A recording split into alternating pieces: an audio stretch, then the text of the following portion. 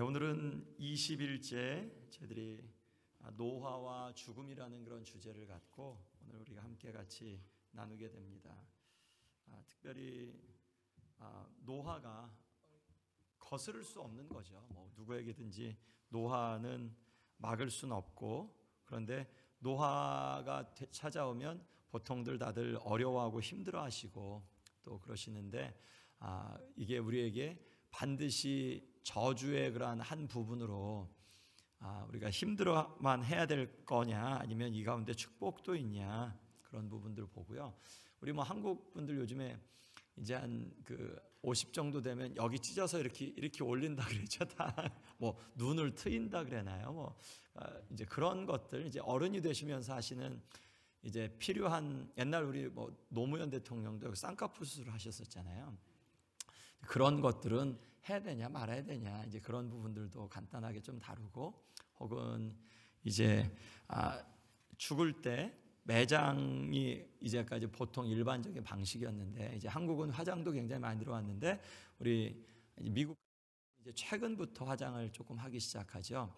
화장에 대해서 성경은 우리가 어떻게 좀 받아들여야 되느냐, 이제 그런 부분들을 좀 오늘 같이 나누려고 합니다.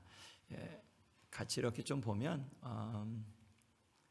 노와 함께 찾아오는 복들은 어떤 것들이 있는가, 그리스도인들이 머리 염색, 성형수술하는 것은 어떤가, 이런 것까지 다뤄야 되나 좀 되게 적이죠. 그런데 웨인 그루덤 교수님이 보면 되게 어쩔 때 보면 이런 것까지 다루나 하는데 되게 심각하게, 되게 또 진지하게 그런 주제들에 다루거든요. 왜냐하면 이게 그냥 함부로 이렇게 어쩔 때는 교회 안에서 판단도 될 수도 있고, 혹은 이제 죄책감을 쓸데없는 죄책감을 가질 수도 있고, 이제 그런 부분들이 있어서, 세 번째 같은 경우는 그리스도인이 매장 대신 화장을 하는 것은 괜찮은가, 이런 부분들을 같이 봅니다. 자, 우리가 잘 아는 말씀이죠. 고린도서 4장 16, 17절 말씀 우리 함께 같이 읽겠습니다. 그러므로 우리가 낙심하지 아니하노니 우리의 겉사람은 낡아지나 우리의 속사람은 날로 새로워지도다. 우리가 잠시 받는 환난에 경한 것이 지극히 크고 영원한 영광에 중한 것을 우리에게 이루게 함이니. 아멘.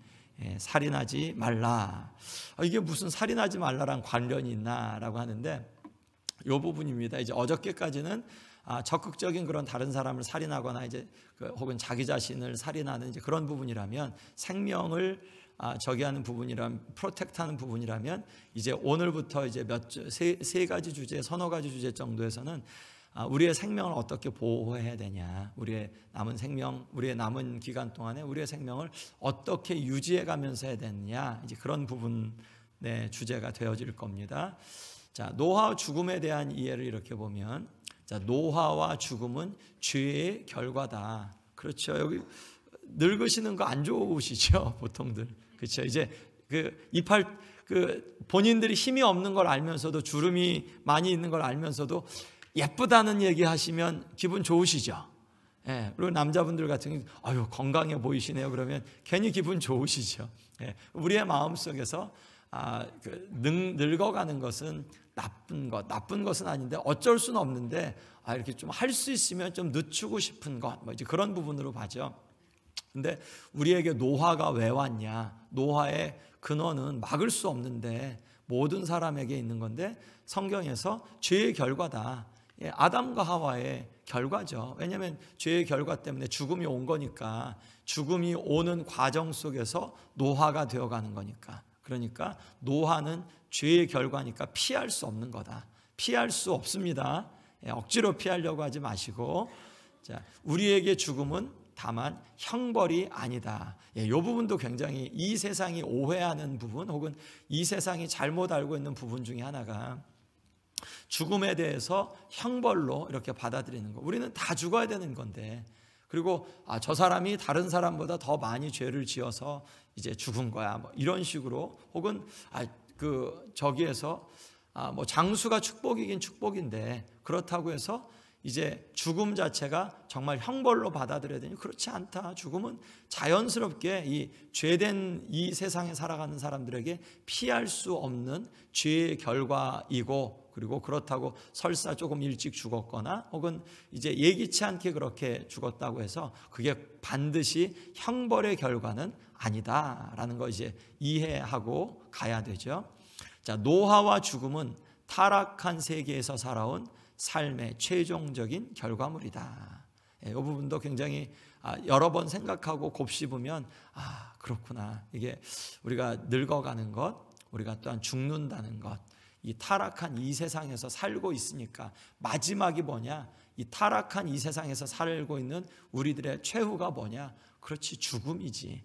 그리고 죽음인데 그냥 이팔 청춘에서 바로 죽지는 못하죠.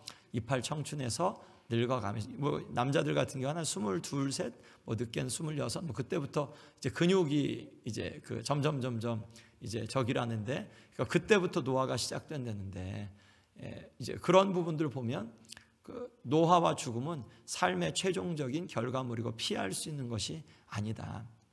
하나님은 우리의 노화와 죽음의 경험을 성화를 완성하기 위해서 사용하신다. 우리의 그 마지막에 주님 앞에 갈 때 그러한 그 저기를 단계를 뭐라고 하죠? 우리가 영화라고 하죠. 예수님과 같이 영광스러운 상태에 있는 것을 영화. 자, 그런데 이 세상에서 우리가 살아가는 걸 주님을 닮아가는 과정을 뭐라고 하죠? 성화. 그러면 성화의 마지막이 뭘까요? 죽음이겠죠. 그렇죠. 그러니까 그 노화와 죽음은 이 경험을 통해서 우리는 성화를 완성한다.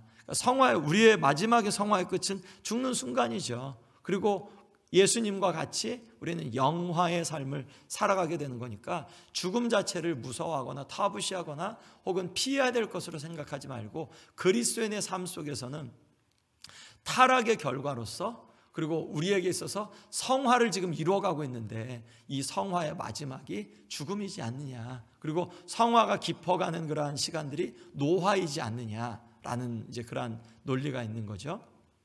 정말 맞죠. 그리고 우리가 맛보는 죽음은 그리스도와의 연합을 완성시킨다.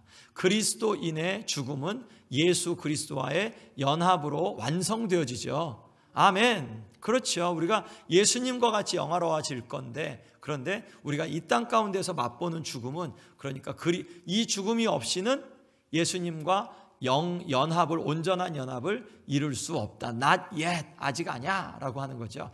여기서 죽어야 그래야 예수님과의 연합이 완성되어지는 것을 우리가 보죠. 그리고 하나님께 순종하는 것이 생명의 보존보다 중요하다. 이 부분은 어떤 부분이냐면 우리가 건강이 신이 되었잖아요. 건강이 우리의 삶에 아주 정말 중요한 덕목으로 해서 나 건강 지키는 거야. 건강 잃어버리면 다 잃어버려. 일면은 맞는데 다 잃어버리는 건 아니죠. 근데 정말 중요하죠, 건강이.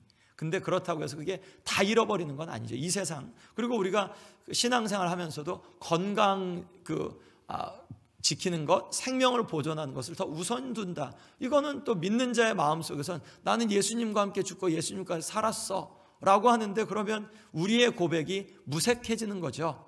그리고 건강이 그 주님을 섬기는 것과 충돌되어질 때, 갈등이 일어날 때, 그럴 때 우리의 삶 속에서 무엇가 우선이냐? 우리 그리스도인의 그 교리적인 입장에서는 예수님을 따라가는 것이 그것이 교리적인 입장에서 우선인데 그런데 이 세상의 메시지 속에서는 하나님을 섬기는 것이 생명을 보존하기 위한 수단으로 전락될 때 있죠. 야, 그래도 교회 다니면 사람들도 만나고 얘기도 하고 또 힘도 나. 무엇을 위한 교회 다니는 거죠? 나의 건강을 위하여서 나의 그 삶의 그 풍요함을 위하여서 주객이 전도된 거죠. 우리가 하나님을 섬기면서 하나님께서 우리에게 주신 건강으로 하나님을 섬기는 건데 그런데 내 건강을 위하여서 교회를 다닌다라고 하면 주객이 전도되는 거니까 그런 부분에서 무엇이 우선이냐? 하나님께 순종하는 것이 우선인 줄로 믿습니다.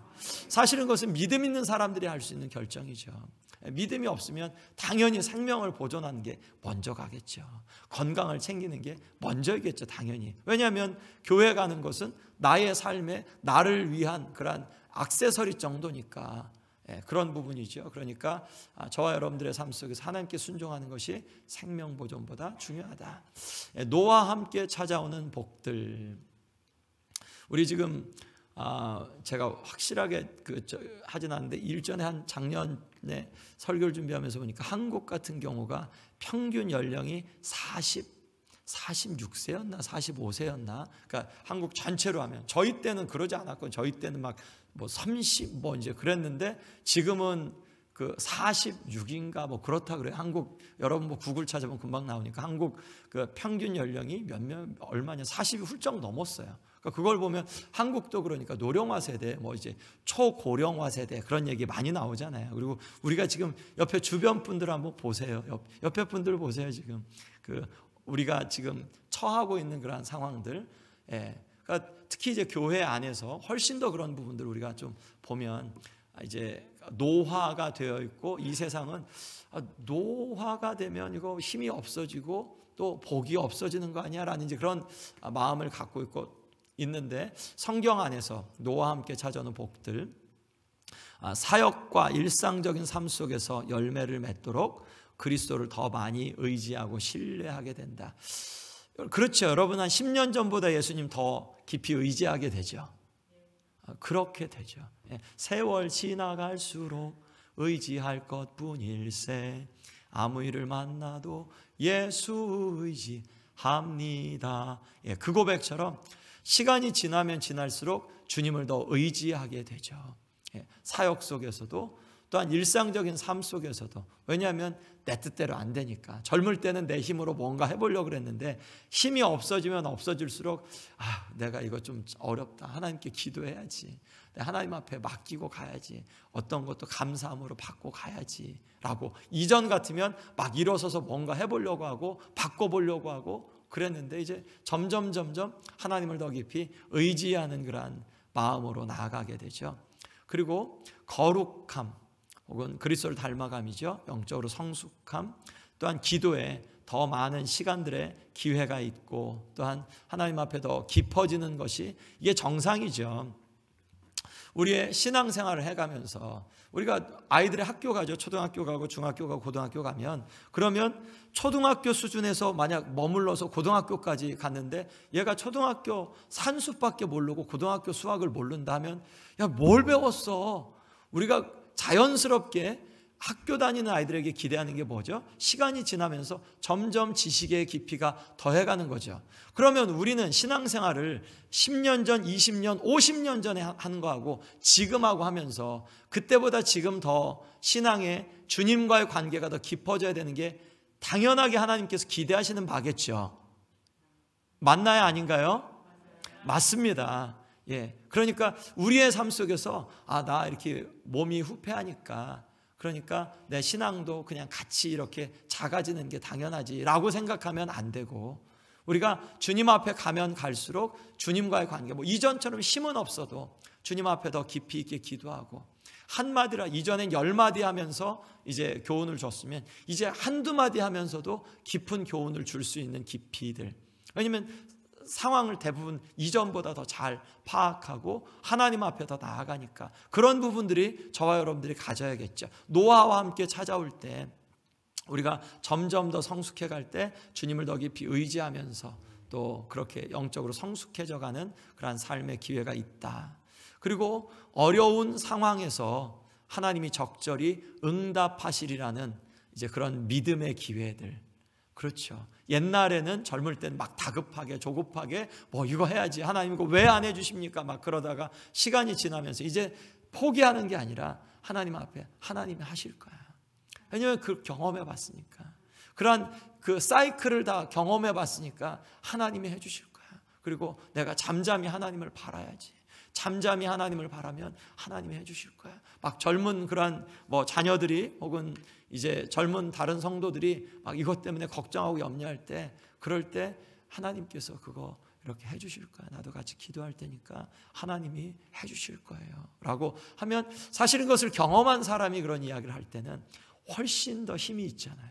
근데 그게 믿음이 성숙하신 분들, 또한 여러 어려운 상황들을 겪어오셨으니까 이제 그런 이야기들을 해줄 수 있는 기회들이 더 많고 하나님이 하실 거야 라는 그러한 훨씬 더 깊은 믿음의 여유들이 있는 것이 바로 노아와 함께 살아가는 분들에게 주신 하나님이 주신 축복이라는 거죠. 제가 볼 땐 맞는 것 같아요.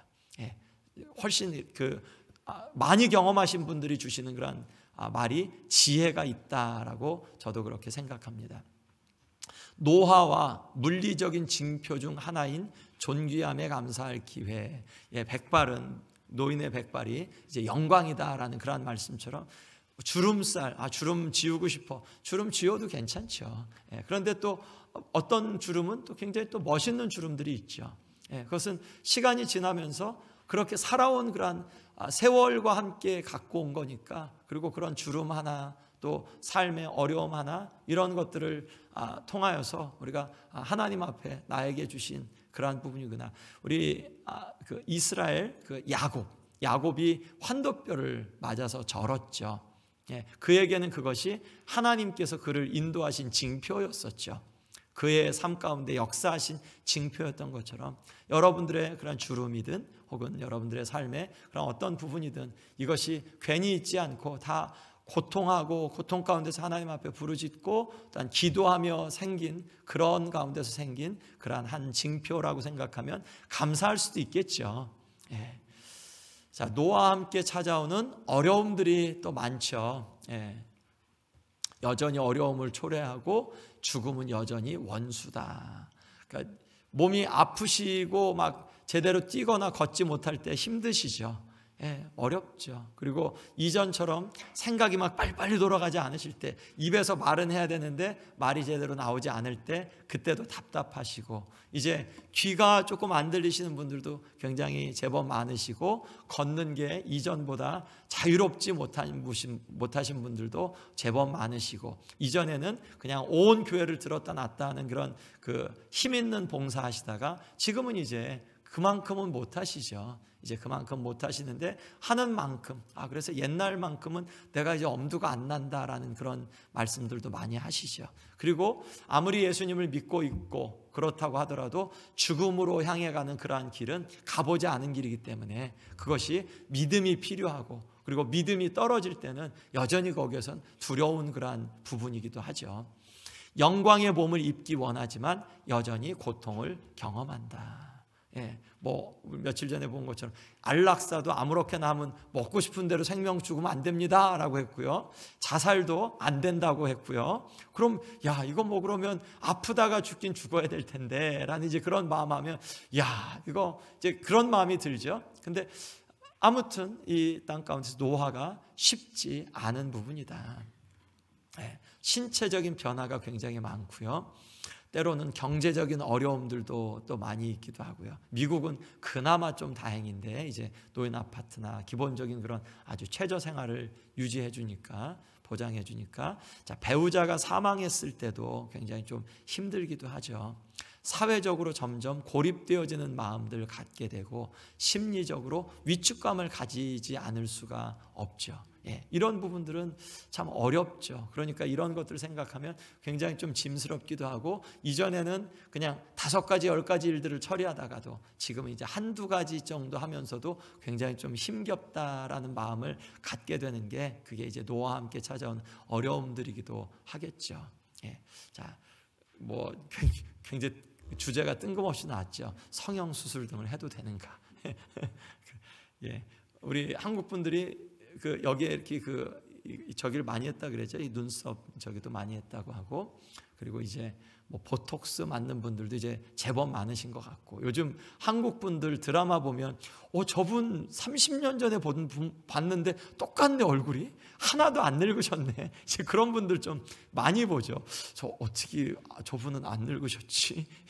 이제 그런 것들, 보톡스 맞아서 그렇다 그러시죠. 이제 그런 것들은 늙어가면서 그런 것들은 어떤가? 자, 여기에서 이제 논리를 한번 보세요. 그러니까 아담과 하가 타락하고 나서 아담에게 주신 저주는, 너 이 땅에서 땀을 흘려야 먹고 살 수 있어라고 했죠. 그런데 땀을 흘려야 되는데 시간이 지나면서는 기계가 막 발명되고, 그러니까 막 옛날에는 이제 맨 처음에 이제 동물들을 이용하다가 이제 기계가 발견되니까 발명되고 막 또 저기 하니까 개발이 되니까, 이제는 옛날처럼 그렇게 막 땀 안 흘려도 먹고 살 수 있게 됐죠. 그리고 옛날처럼 막 그런, 또 요즘엔 뭐 여자들에게 준 고통은, 저주는 출산의 고통인데, 그 아이를 낳으면서 정말 힘겹게, 옛날에는 정말 아이를 낳으면서 그 사산도 정말 많고 또 여러 가지 그런 아픔도 많았는데, 요즘에는 이제 뭐 마취 주사도 놓고 제왕절개 같은 것도 하고, 그러니까 이전보다 훨씬 줄어들었죠. 이 경감시키는 게, 야, 이거 하나님이 주신 저주인데 너희 어떻게 이런 그 테크놀로지 같은 거로 그 저기 할 수 있어? 너희들 그리스도인이면 이 그 죄의 대가를 받아야 돼. 이거 절대 그 저기 하지 말고, 병원 가지 말고, 또 혹은 뭐 그 제왕절개 하지 말고, 주사 맞지 말고, 뭐 이렇게 믿는 분 아무도 없죠. 우리가 받을 때, 야, 그거 우리가 고통스러운 거를 조금 경감시키는 거 좋은 거 아니야? 그리고 힘겹게 일하는 것보다 그래도 효율과 효과성을 갖고 열심히 그 주어진 것 가지고 이용하면 좋은 거 아니야? 라는 이제 그런 논리로 볼 때, 그러면 우리의 흉한 모습을 고치는 것은 도덕적으로 어떠냐? 우리가 나 이 모습 때문에 너무 나 괴로워, 너무 힘들고 이것 때문에 너무 이렇게 그 다른 사람들이 쳐다보는 게 싫고, 그리고 내가 나를 생각할 때 너무 마음이 아파, 이러면 이것도 고칠 수 있는 것이 아니냐. 이제 그런 논리로 이렇게 할 때는 이제 그런 가운데서는 정당하다. 물론 이제 뭐 그 언청이가 되었거나 이제 그런 부분들은 당연하죠. 우리가 이렇게 볼 때 이렇게 그 보통 사회 사람들이, 우리가 같이 일상적으로 살아가는 사람들이 볼 때 그거 조금 이상하게 보여지는 것들은 고치는 건 당연히 그건 뭐 아무런 문제가 되지 않고, 그런데 살면서 아까 이제 눈이 너무 막 처져서 이게 막 찌르고 눈이 혹은 처지면 좀 잘 안 보이잖아요. 이제 그런 것들 같은 경우는 어떤 거냐? 하도 그게 만약 그렇게 해서 우리가 조금 더 밝게 볼 수 있고 삶의 질이 나아진다면 당연히 해도 되는 거 아니냐라는 이제 그런 논리죠. 그러나 이제 유의해야 될 거는 유형적인 아름다움을 지나치게 강조하는 것은 옳지 않다. 그렇긴 하죠. 그게 너무 이렇게 사치를 하거나 혹은 중독이 될 만큼 하고, 그리고 다른 사람에게 잘 보이려고 하는 것이 지나쳐서 그렇게 하는 것은 옳지 않다. 이제 분수에 맞게 살고 하나님이 우리에게 주신 그러한 삶의 지경 속에서 이렇게 가는 것은 그것은 맞다. 우리 그런 분들 많으시잖아요. 어른들이 이제 60, 70이 되셔서 이제 여긴 뭐 60, 70도 이제 적으시긴 하셔도 이제 저한테는 그렇죠. 운동 옛날처럼 생각하고 운동을 막 달리기를 했다, 혹은 뭐 공을 차다가 다치시는 분들 굉장히 많잖아요. 옛날 생각하고 그렇게 저기 하는 거. 그러니까 잘 생각해서 내가 지금 어느 위치에 있는지. 우리 병원 같은 데서도 수술 같은 게 아주 이제 마지막 수술, 뭐 여러 가지 수술할 때도 그분의 그 건강을 고려하고 하잖아요. 무작정 수술하지 않고 이분이 지금 연세가 어떻게 되고 그 건강 상태가 어느 정도 되고 이걸 해가지고 유익이 있냐, 혹은 손해가 조금 더 많냐, 그러면 안 하잖아요. 이제 그런 부분처럼 우리에게 주신 그러한 그 부분들을 잘 갖고, 보통 얘기하는 게 이제 70 정도 넘어가면, 그러면 거의 대부분 이렇게 삶 속에서는 이제 그렇다고 하시잖아요. 그 정도 되면 이제 지혜나 지식이나 그렇게 큰 차이가 없어라고 얘기하시는데, 보더라도 좀 그런 것 같아요. 이렇게 보면 연세를 그 정도 살아오시고 경륜이 그렇게 있으시면 지식이나 지혜나 그게 거의 세상 살아가는 그러한 그 부분, 또 사람들과 관계 맺는 그러한 그 부분 속에서 아주 이전 20대 30대처럼 그렇게 큰 차이가 안 지는 것들이 좀 보여지는데, 그런 부분들 우리에게 주신 그러한 가운데서 어떻게 해야 되는지 그런 것들을 좀 잘 보는 것. 영적인 아름다움을 도외시한 채 육신적인 아름다움만 추구하지 말아야 된다. 그럼 뭐 당연히 저희들이 잘 알죠. 그러나 이 부분도 참 재밌죠. 감당할 만한 비용이 충분하면 도덕적으로 반대할 만한 근거는 없다. 근데 이 웨인 그루덤 교수님이 되게 좀 재밌죠. 근데 이분의 논리가 그래요. 근데 아무리 찾아봐도 이거 뭐 금지할 만한 저기가 있냐? 그렇지는 않고, 사람들 다들 형편에 맞춰서, 그리고 자기가 자기를 생각하고 자기 인생을 생각하면서 가장, 그런데 중요하게는 하나님 안에서 허용되어지는 그런 그 부분 속에서 하는 그것은 그게 뭐 죄가 되냐라는 이제 그런 부분들. 그래서 누가 쌍꺼풀 수술하고 오셔도 판단하지 마시기 바랍니다. 빚을 내서 한 것이 아니라면 괜찮다고 합니다. 예. 자, 베드로전서 3장 3절부터 5절까지의 말씀을 한번 같이 읽어보겠습니다. 너희의 단장은 머리를 꾸미고 금을 차고 아름다운 옷을 입는 외모로 하지 말고 오직 마음에 숨은 사람을 온유하고 안정한 심령에 썩지 아니할 것으로 하라. 이는 하나님 앞에 값진 것이니라.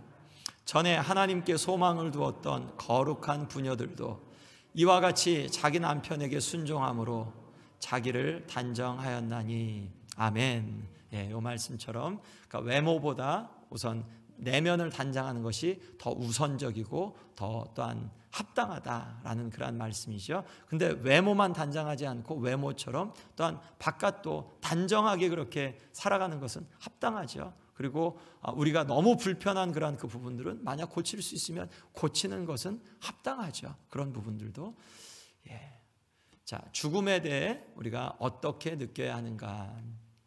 우리 자신의 죽음을 두려워해서는 안 된다.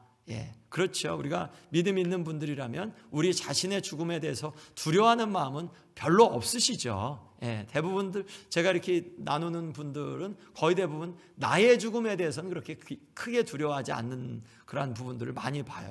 그 믿음이 있고 없고의 차이가 굉장히 큰 부분을 좀 보게 되고요. 또 사랑하는 사람들이 죽었을 때 슬픔과 기쁨을 둘 다 경험하는 것은 옳다. 야, 뭐 그리스도인인데 천국 갔는데 울지 마. 그냥 너무 슬퍼하지 마. 뭐 이런 것도 합당치 않고, 혹은 너무 슬픔에만 빠지는 것도 합당치 않고, 두 가지 감정이 같이 가는 것이 그것이 정상적이다. 그렇죠.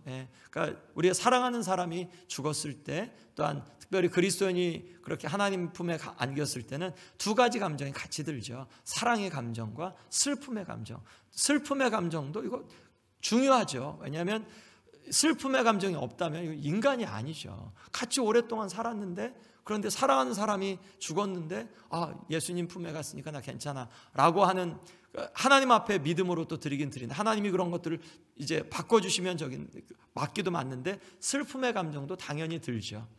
그러한 부분들, 그래서 슬픔에서 기쁨으로 이렇게 넘어가는 이제 그러한 두 가지 경험들을 갖게 되죠. 불신자들의 죽음에 대해서는 슬퍼한다. 왜냐하면 그 사람이 정말 예수님을 알지 못했다라고 할 때는 성경이 우리에게 주시는 분명한 그러한 운명은 지옥이라고 성경이 분명히 말씀을 하니까 불신자들의 죽음에 대해서는 슬퍼해야 된다라고 말씀을 하고 있고요. 죽음을 준비할 때 성경적으로 근거는 우리가 죽음을 준비하긴 해야 되죠.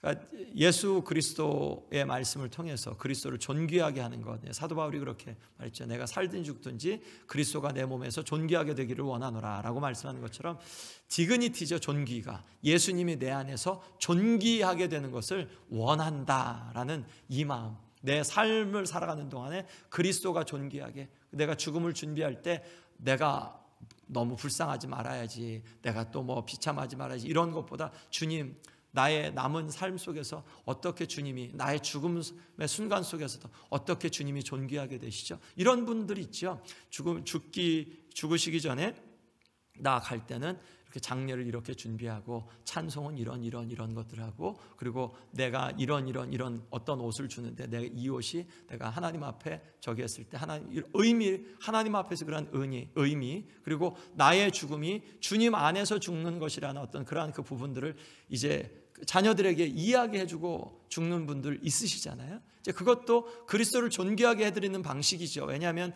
내가 죽고 장례 예배를 드릴 때는 이런 식으로 해라 라는 이제 그런 부분들이니까, 그것을 암시하는 거니까 나의 죽음이 주님과 연합이고, 자녀들아 너희들도 내가 주님과 연합하는 것에 대해서 함께 같이 기뻐해주고, 함께 또한 너희들이 너무 깊이 슬픔에 빠지기를 원치 않는다라는 어떤 그런 암시를 주는 부분들이죠. 그러니까 그리스도를 존귀하게 해드리는 방식으로 이제 해나가는 것. 그리고 뭐 이제 돈이 많다고 해서 어저께 뭐 그 안락사나 그런 것처럼 너무 이렇게 죽을 때까지 나한테 영양투부 주고, 죽을 때까지 나한테 뭐 이거 다 하고, 나 절대 그냥 이런 거 떼고 그러지 마, 나 끝까지 살게, 그렇게 돼버려. 이렇지 않고 그리스도를 존귀하게 해드리는 그런 방식으로 우리가 죽음을 맞이하는 거, 준비하는 것이 참 중요하죠. 뭐 유언장 작성, 뭐 미국 사람들은 굉장히 좀 많이 하죠. 이제 우리 한국 분들은 이제 유언장 하기 전에 이제 다 이제 재산이나 그런 것들 다 이제 정리를 해놓으니까 특별하게 저기 하지는 않는데, 미국 분들은 좀 그렇지는 않죠. 사전 의료 의향서, 우리 이제 지난번에 안락사 이야기할 때 좀 나왔었죠. Advanced Directives. 이제 임종 때 받고 싶은 서비스를 정해서 미리미리 나 이거 이렇게 해줘라고 이제 그런 부분들을 미국 분들은 이제 준비하고 있죠. 자, 매장 대신 화장도 괜찮은가? 현대적인 추세, 비용 때문에 우리 한국 같은 경우는 좁은 국토 때문에 이제 비용이 미국 같은 경우 보면 거의 비슷하죠. 매장이나 화장이나 그렇게 큰 차이가 없고 비용 때문에 이렇게 미국에서 그렇게 하지는 않죠. 성경에는 고인의 시신을 어떻게 처리해야 하는지 명시하지 않았다. 꼭 매장해라 이렇게 명시하지는 않았다. 다만 매장 때까지 예를 갖춘 몇몇 사례들이 등장한다. 매장할 때까지 어떻게 이 죽은 시신에 대해서 그 예를 갖추었는지, 이제 요셉이 죽었을 때, 야곱이 죽었을 때 그런 부분들, 이제 또 사울이 죽었을 때도 다윗이 어떻게 예를 갖추었는지 그런 부분들 나오죠. 고인에 대해 공경하는 마음, 기리는 마음이 중요하지 화장이 부적절하거나 잘못되었다고 말할 수는 없다.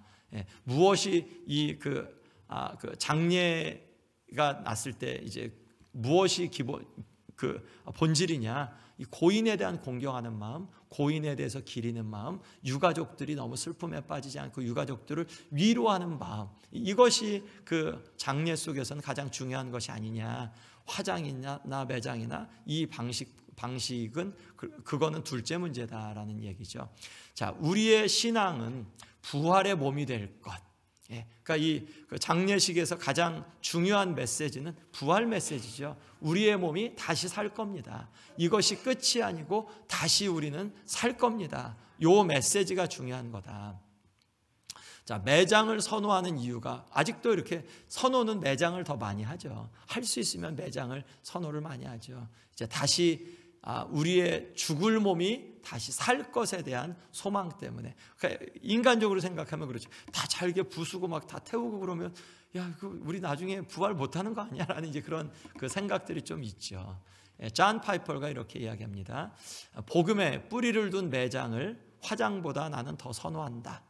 이것이 매장이 의무는 아니지만 매장을 통해 기독교 진리를 더 풍부하게 증언해 준다. 땅속에 묻어지는 것, 죽었다. 그렇죠? 그런데 다시 살 거다라는, 그러니까 화장의 그런 이 절차 속에서는 그게 잘 드러나지 않잖아요. 그냥 죽으셨어요. 이제 주님과 함께 부활할 겁니다라는 이런 메시지는 있는데, 우리가 매장할 때 땅에 직접 묻고 이제 그런 여러 가지 과정들을 통해서는 예수 그리스도와 다시 만날 거에 대한 소망이 훨씬 더 잘 풍부하게 증언이 되니까 이제 그런 부분에서 본인은 매장을 더 선호한다라고, 이제 그게 성경적인 이유 때문이 아니라 옳고 그름의 문제가 아니라 이것은 기호의 문제다라는 이제 그런 부분이죠. 자, 화장을 했어도 그리스도는 흩어진 재들을 다시 모아 새로운 부활의 몸을 만드실 것이다. 하나님이 이제 그런 능력의 하나님이시니까 이제 그런 부분들이 가능하다라고 이제 이야기합니다. 오늘 이제 그런 부분으로 노화와 죽음에 대해서, 특히 이제 매장과 화장 그런 부분들을 좀 같이 나눴는데, 우리 오늘 그 말씀과 같이 우리의 겉사람은 날로 후패하나 그렇지만 속사람은 날로 새로워지는 줄로 믿습니다. 아멘. 노화에 대해서 슬퍼하기보다 우리의 속사람이 새로워지는 것을 하나님이 약속해 주셨으니까, 그러니까 그런 부분들을 갖고 저와 여러분들이 또 나아가야겠습니다. 기도하겠습니다. 하나님 감사합니다. 노화를 우리가 다 경험하고 있습니다. 하나님, 5년 전, 10년 전과 같지 않은, 심지어 코로나 이전과 같지 않은 우리의 몸을 보게 됩니다. 하나님 아버지 하나님, 그 속에서 노화를 막을 수는 없는데, 그렇지만 우리의 심령이 새로워지는 것은 가능하여서 우리가 이 시간 함께 모였습니다. 우리의 심령을 새롭게 해주시고 우리의 마음을 새롭게 하나님 아버지 인도해 주셔서 주님 앞에 힘을 얻게 하여 주옵소서. 예수님의 이름으로 기도했습니다. 아멘.